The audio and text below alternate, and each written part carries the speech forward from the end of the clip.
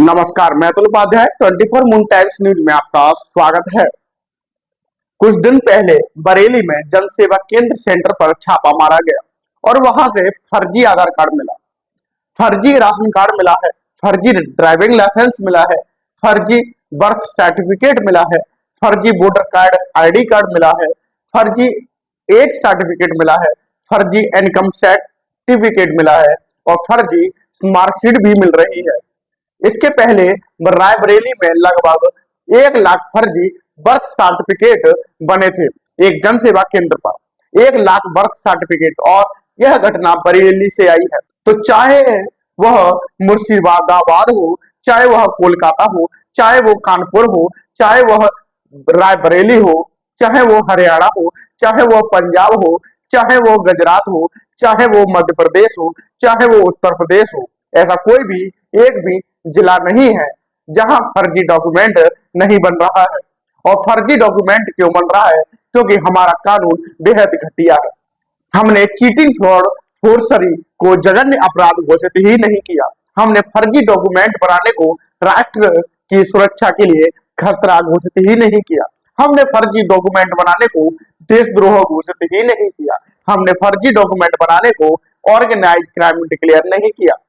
हमने फर्जी डॉक्यूमेंट बनाने वालों की 100% प्रॉपर्टी जब्त करने और नागरिकता खत्म करने और उनको आजीवन कारावास फांसी देने के लिए कानून ही नहीं बनाया। यह जो खबर आई है, इसके पहले प्रतिदिन खबरें आती रहती हैं। आप भी अखबार पढ़ते रहते होंगे, देख रहे होंगे कि यहाँ आधार बना है, चाहे इंदौर हो, चाहे भोपाल हो, चाहे अहमदाबाद हो, चाहे सूरत हो, चाहे बड़ौदा हो। मतलब भारत का ऐसा कोई शहर नहीं है, ऐसा कोई जिला नहीं है जहां 1-2 कॉमन सर्विस सेंटर पे फर्जीवाड़ा नहीं चल रहा है। केंद्र सरकार ने कॉमन सर्विस सेंटर बनाया था, जन सेवा केंद्र बनाया था, जनता की सेवा करने के लिए प्राइवेट लोगों को दिया गया था कि भाई ठीक है, कम से कम ये लोग जनता की मदद तो करेंगे, अपना रोजगार तो ढूंढेंगे। लेकिन वही प्राइवेट लोग अब देशद्रोह का काम कर रहे हैं और उनके करने की हिम्मत क्यों पड़ रही है? क्योंकि किसी को सजा ही नहीं होगी। अखबार में छप गया कि सारे फर्जी डॉक्यूमेंट बनाए हैं। आपने भी कई बार पढ़ा होगा, कभी आपने सुना कि किसी फर्जी डॉक्यूमेंट बनाने वाले की प्रॉपर्टी जब्त हो गई हो, उसकी नागरिकता खत्म कर दी गई हो, कि आजीवन कारावास या फांसी हो गई हो। और इस घटिया कानून का दुष्परिणाम क्या है कि सारे घुसपैठिए आराम से सारे डॉक्यूमेंट बनाते चलते जा रहे हैं। जितना डॉक्यूमेंट आपके पास और हमारे पास नहीं है, उससे ज्यादा डॉक्यूमेंट बांग्लादेशियों के पास है। जितना डॉक्यूमेंट हमारे पास और आपके पास नहीं है, उससे ज्यादा डॉक्यूमेंट रोहिंग्याओं के पास है।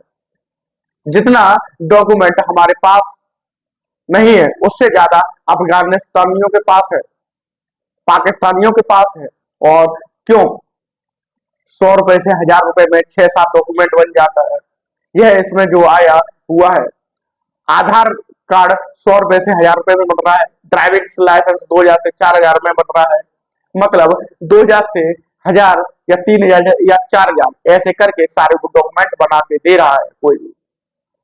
अब ये फरार है, जो जहां पर छापा मारा गया है वो फरार है, पकड़ा जाएगा, फिर पूछताछ होगी, फिर गवाहों के बयान होंगे। स्वाभाविक सी बात है, जिसने इसका डॉक्यूमेंट बनाया है वो तो गवाही देना नहीं, वो तो देगा ही नहीं हमारी गवाही।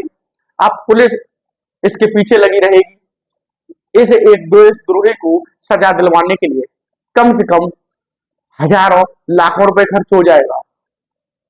हमारा आपका टैक्स का पैसा, याद रखिएगा, जो कुछ हो रहा है सब की सब लागत होती है। अगर पुलिस ने छापा मारा है तो पुलिस का वेतन, जांच भत्ता, उसका वेतन भत्ता, मुकदमा चलेगा। जज साहब की तनख्वाह हमें आपको देनी है अपने टैक्स में से। सरकारी वकील जो किया जाता है, जो बहस करेगा, उसकी तनख्वाह हमें और आपको देनी है टैक्स में से। फिर मुकदमा हाई कोर्ट में जाएगा, क्योंकि इसने फर्जी डॉक्यूमेंट बना के खुद कमाया हुआ है। तो हाई कोर्ट, अगर डिस्ट्रिक्ट कोर्ट से सजा हो जाएगी तो हाई कोर्ट भी जाएगा, हाई कोर्ट से सजा होगी सुप्रीम कोर्ट जाएगा। और कल को यह भी हो सकता है कि बाद में कोई जज को मानवाधिकार की बात समझ में आ जाए और मानवाधिकार की दुहाई देकर कहे अरे 3-4 साल जेल में रह चुका है ये, अब इसको बरी कर देते हैं, उसके दिल में रहम आ जाए, इसीलिए हम बर्बाद, इस आगे की इसकी जिंदगी बर्बाद हो जाएगी, हम बर्बादी की तरफ जा रहे हैं, भारत सुरक्षित नहीं रहा है। और आतंकवादियों को मारने से भारत सुरक्षित नहीं होगा, भारत सुरक्षित होगा जब अंदर बैठे गद्दारों को मारेंगे। भारत के गद्दारों को, बाहर के आतंकवादियों को, बाहर के दुश्मनों को सेना मार रही है, मिसाइलें मार रही है, ब्रह्मोस से मार रही है, राइफल से मार रही है, जैसे भी मार रही है मार रही है। अंदर बैठे गद्दार है उनको मारा नहीं जा रहा है, अंदर बैठे गद्दारों को मारने का सबसे बड़ा तरीका, सबसे बढ़िया तरीका मैंने कहा था, ये भारतीय न्याय, भारतीय जो न्याय संहिता बनी है ये भारत को सुरक्षित नहीं बना सकती। 150 साल से बदली, 150 साल के बाद आईपीसी बदली गई थी। मैं सोच रहा था कि हाँ ढंग से काम होगा, लेकिन सच्चाई ये है इसको बनाने वाले केवल एसी में के जो कमरे हैं उनमें बैठे ही रहे हैं, उन्हें बना दिया। इसमें किया क्या इन्होंने, जहां 1000 रुपए पेनल्टी थी उसमें एक जीरो बढ़ा के उसे 10,000 पेनल्टी कर दिया, जहां 500 थी जो पेनल्टी थी उसको एक जीरो बढ़ा के 500 कर दिया, इतना ही किया ना, मतलब मुश्किल से 10% बदलाव। पुरानी वाली आईपीसी में ये नया वाला जो भारतीय न्याय संहिता है या ज्यादा से ज्यादा 20% बदलाव किया, 80% ये पुराने वाले आईपीसी का कॉपी पेस्ट है जो अंग्रेज बना के गए थे 1860 से, उसी का कॉपी पेस्ट कर रहे हैं। केवल पेनल्टी बढ़ी है, एक जीरो बढ़ा दिया गया है, 300 की जगह 3,000, 500 की जगह 5,000, 10 की जगह 10,000, यही पेनल्टी हो गई है, इतना ही हुआ है।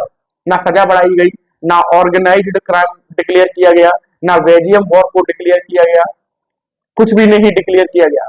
समाधान इसका यह है कि अमेरिका का फेडरल पीनल कोड, मैं पिछली बार कई बार कह चुका हूं आप लोगों से और फिर से यही कह रहा हूं, सरकार इस भारतीय न्याय संहिता के स्थान पर इस फेडरल पीनल कोड को लागू कर दे।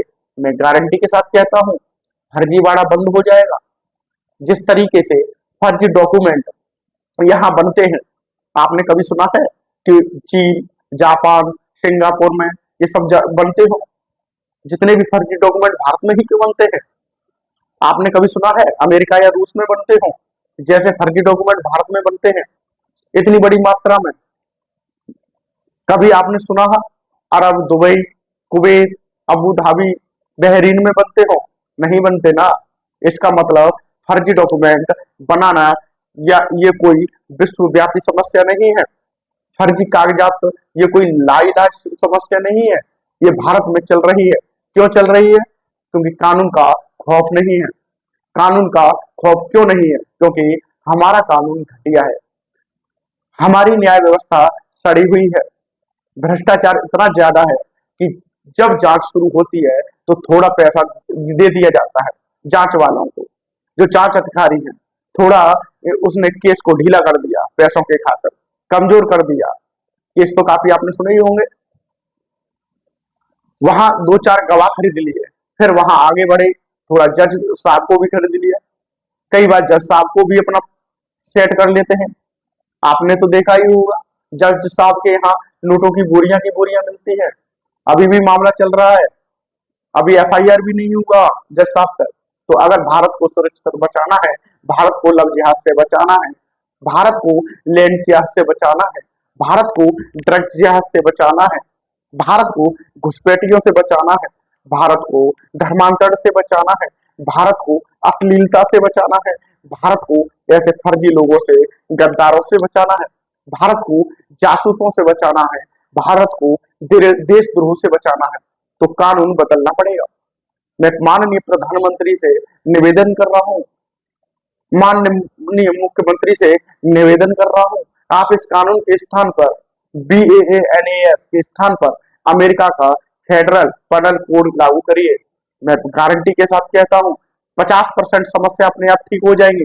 आप भारतीय साक्ष्य संहिता में narco polygraph brain mapping mandatory करिए। जब तक मैंडेटरी नहीं करेंगे तब तक ये समस्या ठीक नहीं होगी। और ये जो फर्जी डॉक्यूमेंट बनते हैं, Aadhaar card, ration card, driving licence, voter ID card, birth certificate, age certificate, marksheet, जो कुछ बनता है इसको जघन्य अपराध घोषित करिए।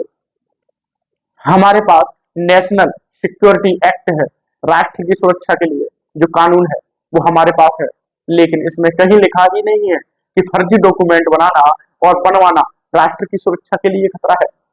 इसीलिए पुलिस कभी एनएसए नहीं लगाती, जबकि फर्जी डॉक्यूमेंट बनाना और बनवाना हमारे राष्ट्र की सुरक्षा के लिए सबसे बड़ा खतरा है। सारे के सारे पाकिस्तानी, अफगानिस्तानी, रोहिंग्या, बांग्लादेशी भारत में 2000 से 3000 में डॉक्यूमेंट बनवाते हैं। मुश्किल से 10 से 15, 20 हजार ये खर्च कर देते होंगे, 5-7 डॉक्यूमेंट बनवा लेते हैं। इसीलिए कह रहा हूँ ये फर्जी डॉक्यूमेंट, चीटिंग, फ्रॉड, फर्जी हमारी जो राष्ट्र की सुरक्षा के लिए खतरा है। ये चीटिंग, फ्रॉड, फर्जी, अनलॉफुल एक्टिविटी के लिए हमारे पास यूएपीएस है, लेकिन पुलिस लगा नहीं रही क्योंकि हमने अनलॉफ इसमें डिक्लेयर ही नहीं किया कि हाँ चीटिंग, फ्रॉड, फर्जी भी अनलॉफुल एक्टिविटी है।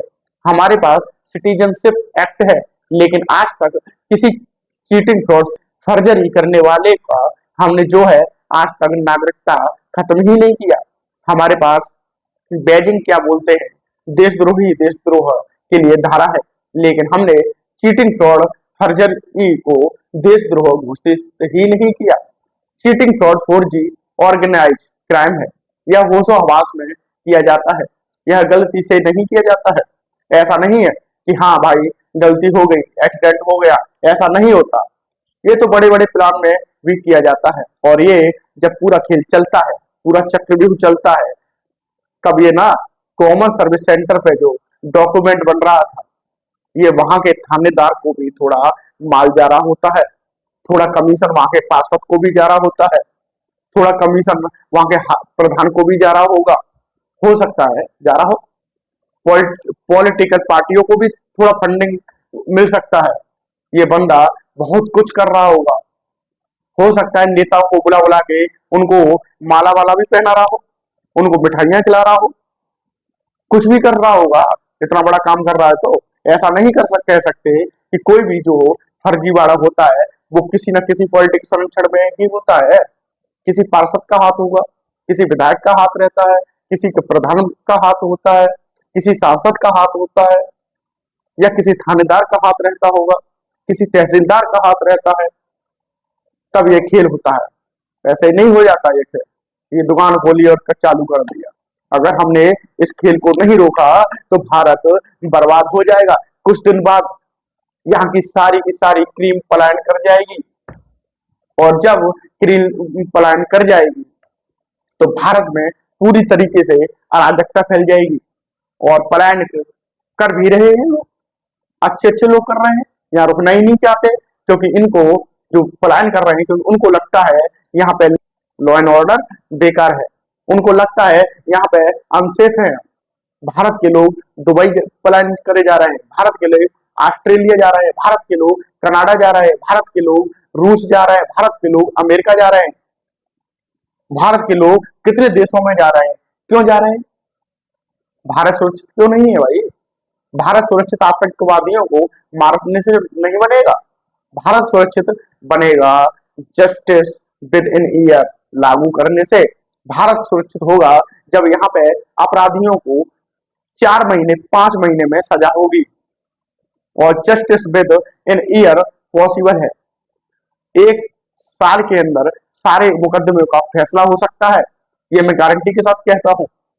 एक यूनिफॉर्म पुलिस कोर्ट बना दिया जाए, यूनिफॉर्म जुडिशियल कोर्ट बना दिया जाए, यूनिफॉर्म एडमिनिस्ट्रेटिव कोड बना दिया जाए, झूठ को गंभीर अपराध घोषित कर दिया जाए, झूठ पकड़ने के लिए नार्को पॉलीग्राफ मैपिंग कानून बना दिया जाए, हर जिले में एक लैब बना दिया जाए, और सबसे बड़ा जो पूरा कारोबार ये जो भ्रष्टाचार का है, वो भ्रष्टाचार खत्म करने के लिए 100 रुपए से बड़ी नोट बंद कर दी जाए, 500 रुपए से 5000 से महंगे सामान का कैश से लेन देन बंद कर दिया जाए, प्रॉपर्टी को आधार से लिंक कर दिया जाए, और सारे डॉक्यूमेंट का कॉमन नंबर कर दिया जाए, यानी यूनिक आईडी बना दिया जाए।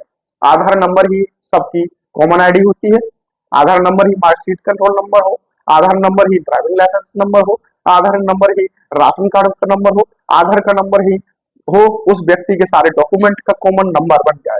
मैं गारंटी के साथ कहता हूँ फर्जी वाला रुक जाएगा और भारत हमारा जो हमारा भारत देश है वो सुरक्षित हो जाएगा।